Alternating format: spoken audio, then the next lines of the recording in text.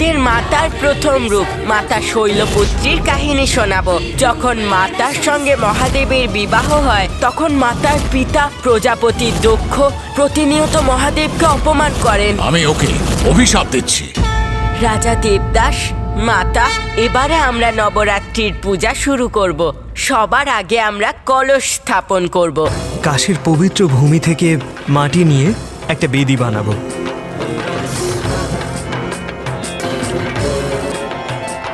আর তাতে জব রোপণ করে তার ওপর সোনা, তামা বা মাটির কলসি স্থাপন করব।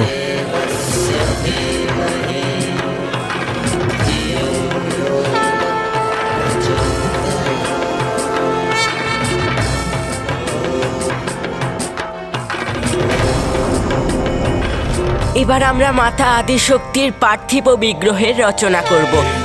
মণিকর্ণিকা ঘাটের মায়ের পবিত্র মন্দির আর বিশ্বনাথ মন্দির থেকে নেওয়া পবিত্র মাটি দিয়ে আমরা মাতার শ্রী বিগ্রহ রচনা করব।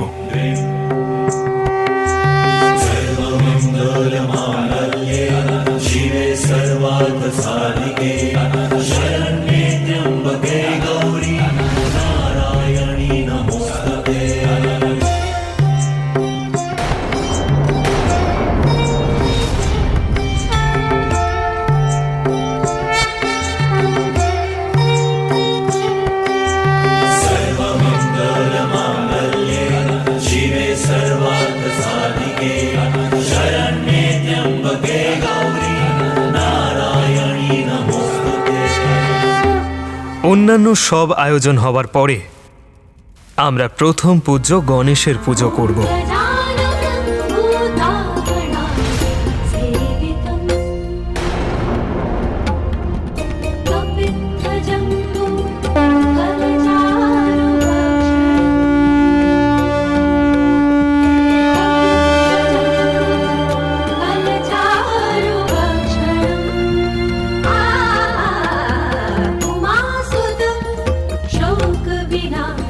ओम गण गणपतये नमः। ओम गण गणपतये नमः। ओम गणपतये नमः। ओम गण गणपतये नमः।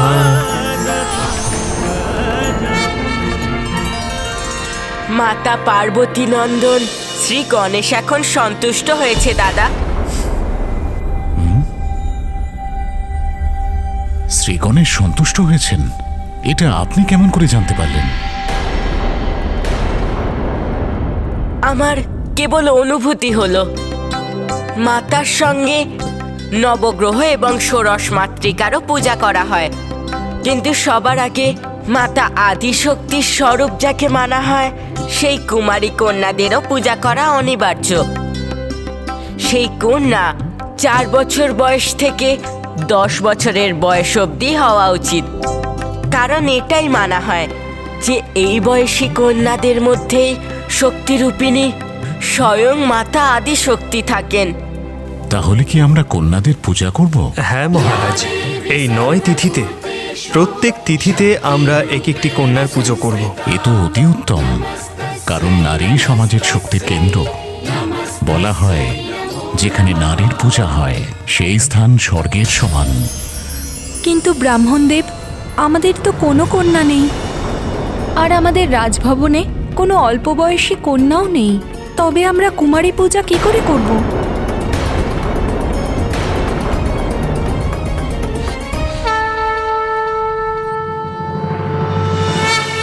মাতা, আমাদের আশীর্বাদ দিন যাতে আমরা নবরাত্রির প্রথম তিথিতে কুমারীর পূজা করতে পারি। নিশ্চয়ই পুত্র। श्वेते वृषे समारूढा श्वेताम्बर धरा शुचिः महागौरी शुभं दद्यात् महादेव प्रमोदया महादेव प्रमोदया। प्रणाम माता, प्रणाम महाराज।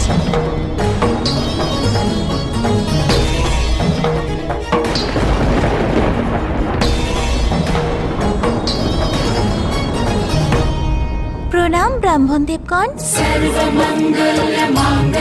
প্রণাম মাতা।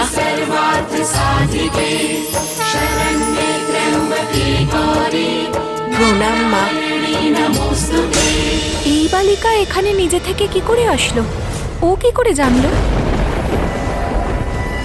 এমনি আমি জানতে পারলাম। এটাই তো মাতার লীলা। উনি নিজের পূজার জন্য নিজেই সকল ব্যবস্থা করলেন। এবার কুমারী পুজো শুরু হওয়ার শুভ সময় হয়ে এসেছে।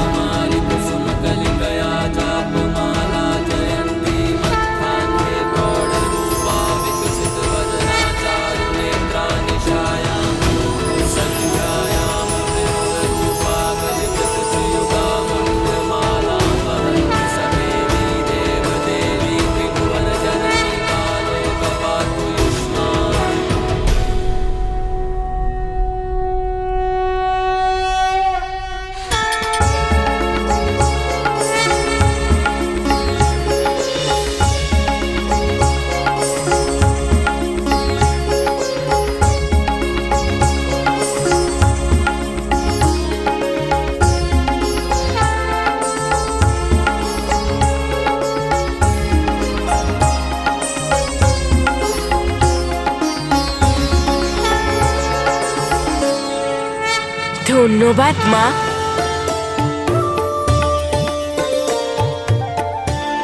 শ্রী গণেশ, নবরাত্রির প্রথম তিথিতে আমি মায়ের 9 রূপের কাহিনী শুনতে উৎসুক হয়ে আছি।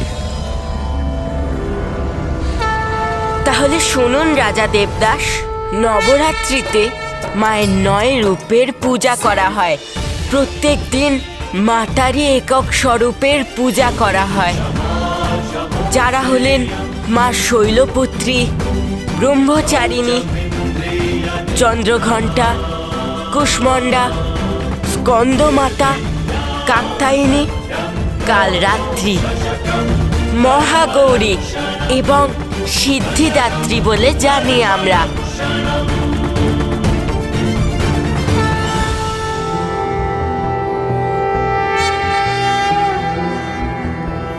प्रथमं शैलपुत्री च द्वितीयं ब्रह्मचारिणी तृतीयं चन्द्रघण्टेति कूष्माण्डेति चतुर्थकं पञ्चमं स्कन्दमातेति षष्ठं कात्यायनीति च सप्तमं कालरात्रीति महागौरीति चाष्टमं नवमं सिद्धिदात्री च नवदुर्गाः प्रकीर्तिताः।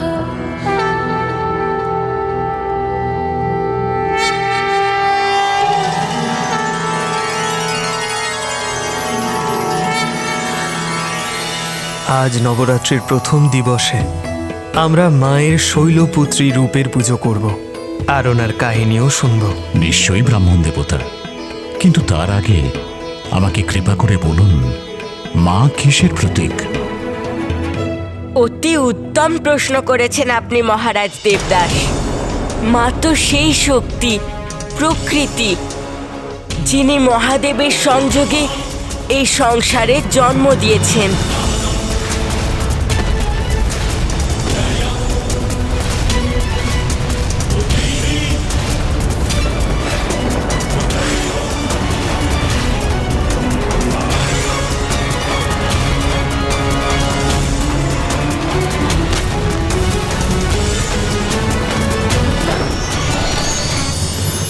পরিস্থিতি অনুসারে মাতাই মহাদেবের রৌদ্র রূপকে আহ্বান জানান, তারপরে আবার মাই ওনাকে ওনার রৌদ্র রূপ থেকে আসল রূপে স্বীকৃতি দেন। অর্থাৎ এটা বোঝানোর জন্যে এবার আপনাদেরকে মাতার প্রথম রূপ, মাতা শৈলপুত্রীর কাহিনী শোনাবো। কারণ কোনো ব্রত এবং পুজো তখনই সম্পূর্ণ হয় যখন তার পুরনো কাহিনীর ব্যাপারে মনে করা হয়।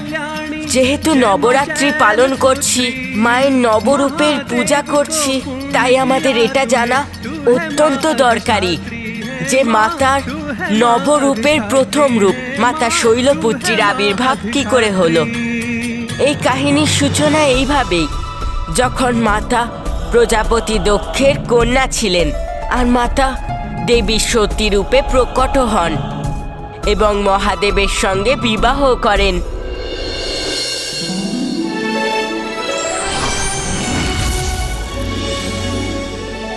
প্রণাম ব্রহ্মদেব।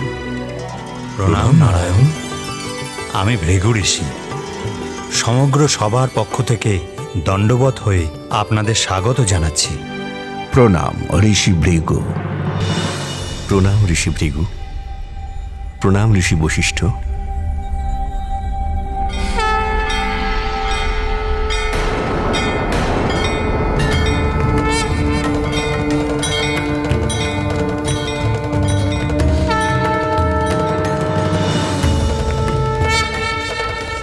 আমি তো ভেবেছিলাম মহাদেব এখানে আসবেন না, কিন্তু এ তো বিপরীত হয়ে গেল।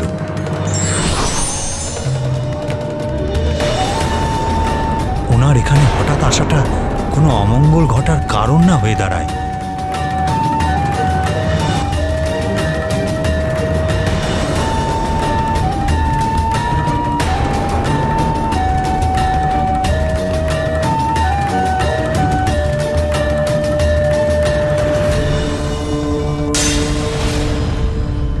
মহাদেবের সাক্ষাৎ দর্শন লাভ করে আমি ধন্য হয়ে গেলাম। ঋষি বশিষ্ঠ, আপনি আমাকে এই বিশিষ্ট জ্ঞান সভায় আমন্ত্রণ জানিয়েছেন। এটা আমার কাছে অত্যন্ত সম্মানের। জ্ঞান এক উত্তম সাধনা সমাজের। জ্ঞানের আধার বৃহৎ। আমার মনে হয় বাস্তবিক জ্ঞানী তিনি, যার তত্ত্বজ্ঞান আছে। তত্ত্বজ্ঞান অর্থাৎ ঈশ্বর পরিচিতি। এ কথা আমাদের বেদশাস্ত্রেও লেখা আছে যে তত্ত্বজ্ঞান থাকলে তবেই যোগীর আত্মবোধ হয়, যার ফলস্বরূপ তিনি পরমাত্মার সাথে একাকার হয়ে যান। কিন্তু যিনি ঈশ্বরকে জানেন না, কিংবা যিনি পরিচিত নন, কিংবা যিনি স্বীকার করেন না, আর নিজের জ্ঞান নিয়ে অহংকার করে আর নিজেকে সেই জ্ঞানের আবরণে ঢেকে ফেলে, তখন অজ্ঞানীর অহংকার সর্বদাই তাঁর পতনের কারণ হয়। ধন্যবাদ মহাদেব।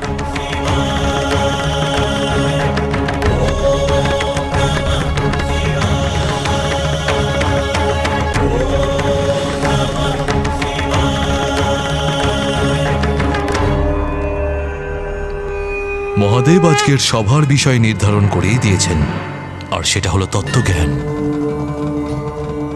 ব্রহ্মদেব, দয়া করে এই বিষয়ে আপনিও মতামত ব্যক্ত করুন। প্রজাপতি দক্ষ, যাকে ব্রহ্মদেব ব্রহ্মাণ্ডের অধিপতির পদে স্থাপিত করেছেন, তিনি আসছেন।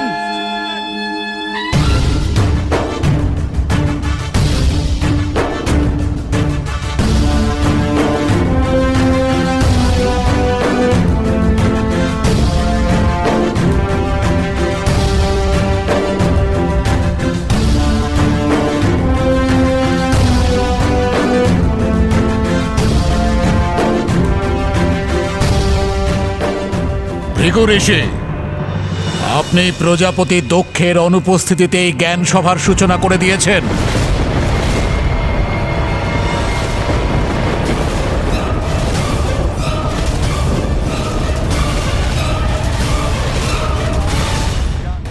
আমি এই কুলহীন কুসংস্কারী শ্মশানের অধিবাসীকে অভিশাপ দিচ্ছি।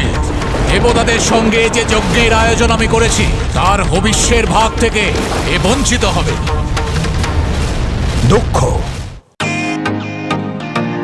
Welcome to Beaton world. How may I assist you? নতুন ফ্ল্যাটের জন্য একটা স্ট্যান্ড ফ্যান আর কুলার নেব। এই পচা গরম থেকে একটু স্বস্তি চাই। বাজার চলতে সব ব্র্যান্ড আর ভরসাযোগ্য নয়। তার জন্য তো আমাদের ফ্যান আছে, all purpose bullet table fan, ceiling fan. আমাদের সিলিং ফ্যান কিন্তু 30 মাসের ওয়ারেন্টি সহ পাওয়া যায়। আছে ফারাটা 2 বছরের ওয়ারেন্টি। 17 থেকে 20 মিটার এয়ার ফ্লো, মধ্যবিত্তের সাধ্যের মধ্যে একমাত্র ভরসাযোগ্য ব্র্যান্ড বিটেন। আমাদের কুলারের কিন্তু অনেক range, 45 litres, 50 litres, 70 litres, 90 litres, 110 litres. Honeycomb সহযোগে বিটেনের সব কুলারের ওয়ারেন্টি 1 বছর। চেনা হাওয়ায় অচেনা অনুভূতির জন্য একমাত্র আদর্শ বিটেন। গরমে স্বস্তি পেতে বিটেনের ফ্যান হোক বা কুলার, আজই আনুন বাড়িতে। Beaten, digitally yours.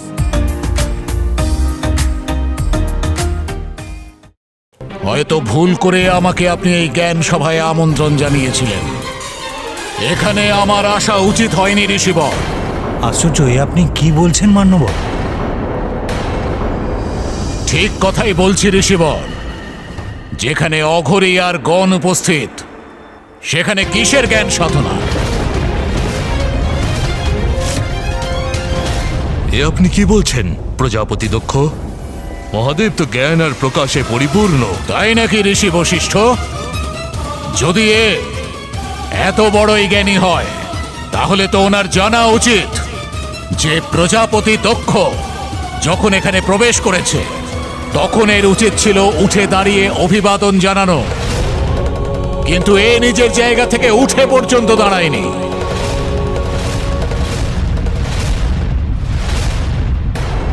দক্ষ, নিজের স্থান থেকে আমিও তো উঠিনি, আর আমিও আমার স্থানে স্থিত রয়েছি। ব্রহ্মদেব, আপনি আমার পিতা। আপনি যদি আমার সম্মানে উঠে না দাঁড়ান, তাহলে তা অনুচিত নয়। আর নারায়ণ, আপনি তো আমার আরাধ্য দেবতা। আপনার সম্মান করা আমার কর্তব্য, কিন্তু এই অঘরীকে নয়। তবুও দেব মহাদেব তো তোমাদেরই জামাতা। সেই দুর্ভাগ্যপূর্ণ সত্য আমাকে স্মরণ করিয়ে দেবেন না পিতা। এ আমার কন্যার প্রতি অবশ্যই হতে পারে, কিন্তু আমি কখনোই একে নিজের জামাতা বলে স্বীকার করিনি। এ ছল করে আমার পরিবারে প্রবেশ করে আমার কন্যাকে বিবাহ করেছে। তাতেই কি এ আমার সমান সম্মানের অধিকারী হলো? কখনোই নয়।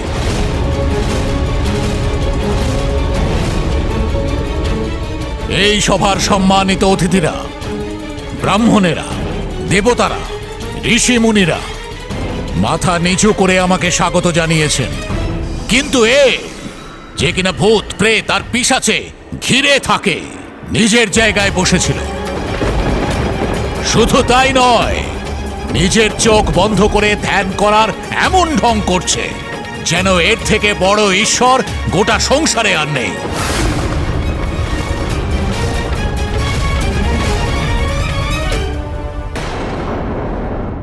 আমি এই কুলহীন কুসংস্কারী শ্মশানের অধিবাসীকে অভিশাপ দিচ্ছি।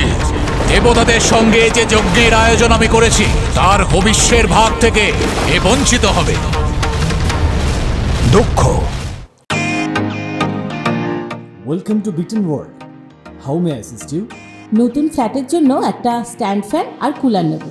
এই পচা গরম থেকে একটু স্বস্তি চাই। বাজার চলতে সব ব্র্যান্ড তো আর ভরসাযোগ্য নয়। তার জন্য তো আমাদের ফ্যান আছে, all purpose bullet table fan, ceiling fan. আমাদের সিলিং ফ্যান কিন্তু 30 মাসের ওয়ারেন্টি সহ পাওয়া যায়। আছে ফারাটা 2 বছরের ওয়ারেন্টি।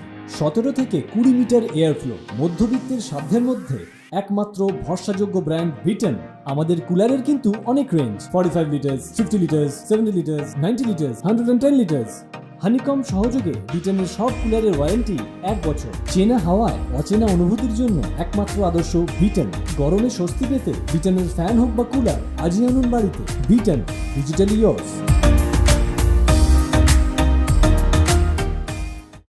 এই অঘরী, নিজের চোখ খোলো আর উঠে দাঁড়াও, আমাকে প্রণাম করো।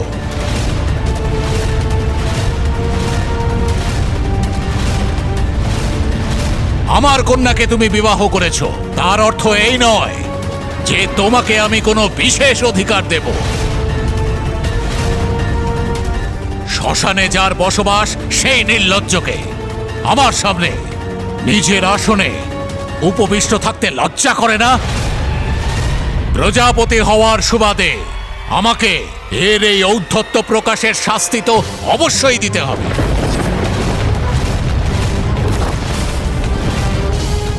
দক্ষ, না পিতা, আজ আমি কোনো হস্তক্ষেপ স্বীকার করব না।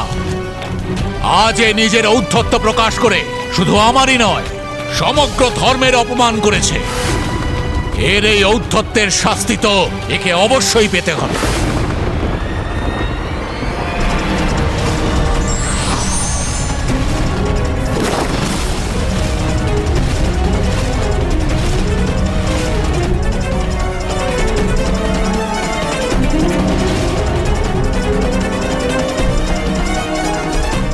এর অভিশাপ পাওয়া উচিত। আমি এই কুলহীন, কুসংস্কারী, দুষ্ট প্রবৃত্তির শ্মশানের অধিবাসীকে অভিশাপ দিচ্ছি। দেবতাদের সঙ্গে সংঘটিত হতে চলা এই যজ্ঞে ভবিষ্যের ভাগ থেকেও এ বঞ্চিত থাকবে।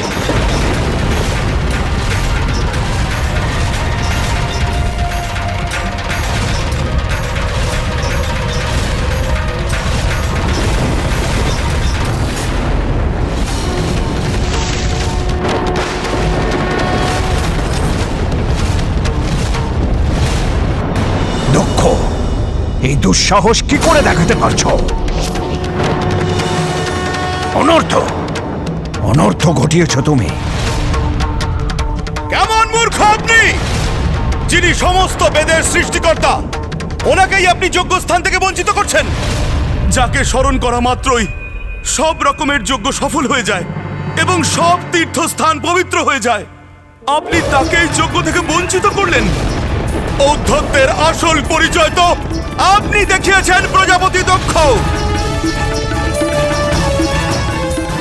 ক্ষমা করবেন ব্রহ্মদেব, কিন্তু আপনি কোন মূর্খকে আপনি প্রজাপতি স্থানে অধিষ্ঠিত করেছেন, যার কিনা শিবের এবং ওনার মহিমার কোনো ধারণাই নেই। থামো! ঘৃণা করি সেই স্থানকে, আর সেই স্থানে যেতে যেখানে তুমি, তোমার অন্য গণেরা আর তোমার এই অঘরী প্রভু উপস্থিত থাকেন।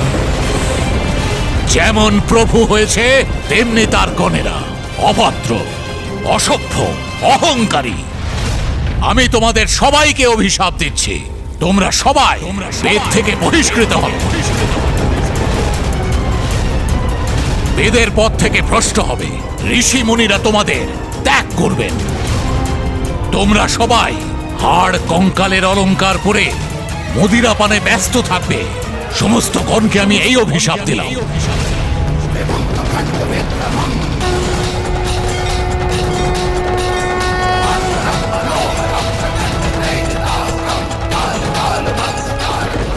এই তীব্র বায়ু প্রবাহ, এই প্রচন্ড ধ্বনি, এমন অন্ধকার, এসব কি হচ্ছে?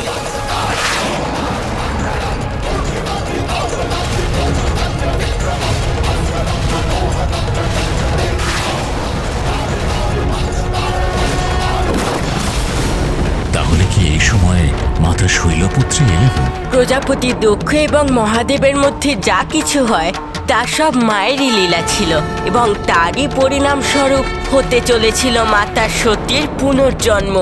আপনি পরের কাহিনী শোনার জন্য যতটা আগ্রহী মহারাজ দেবদাস, তার থেকে অনেক বেশি আগ্রহী আমি তা বলার জন্যে যে আপনি পিতাকে মাতার থেকে এবং কাশী থেকে বিচ্ছেদ করে কত বড় ভুল করেছেন।